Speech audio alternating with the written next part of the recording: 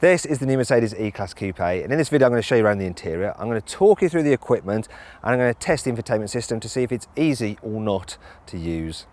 The Mercedes E-Class Coupe is a beautiful looking car on the outside, but does that theme continue on the inside? Well, the interior design looks pretty much the same as the saloon, and that's not a criticism because it's just gorgeous to look at and feels immaculately built. The only difference are the air vents, which are designed to look like the jet intakes of an airliner.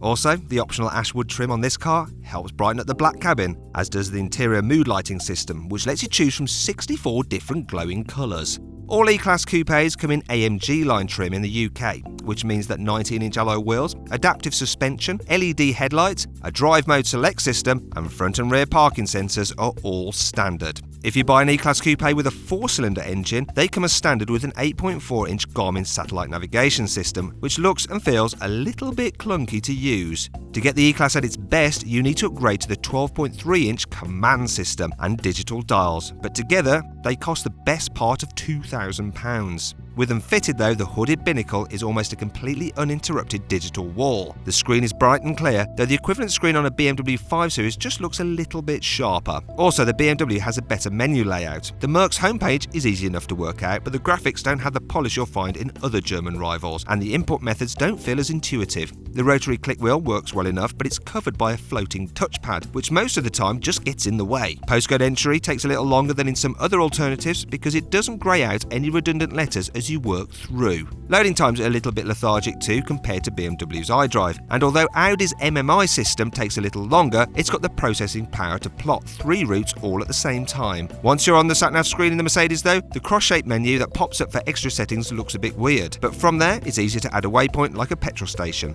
An advantage of the widescreen is that if you decide to find a new radio station on the move, there's enough space to keep the map layout displayed beside it in a split screen. The DAB digital radio stations don't get the same pretty icons as they do in an Audi system though, but it's easy enough to use. Also, sound quality from the Burmester sound system is wonderful.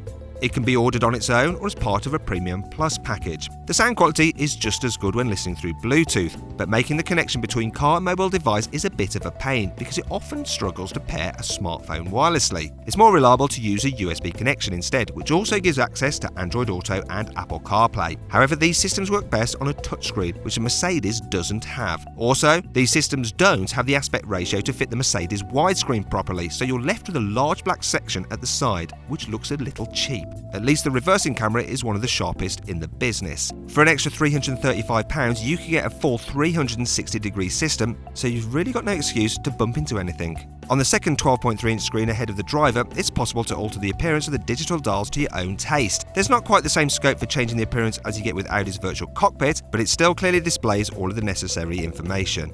And this pretty much sums up the Mercedes E-Class Coupe's interior. It's a blooming lovely place to be, only you do have to spend extra for the upgraded infotainment system to really enjoy it properly.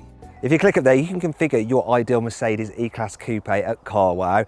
Dealers will come back with the best price they can do on the car, so you can compare offers without having to haggle or from the comfort of your own home.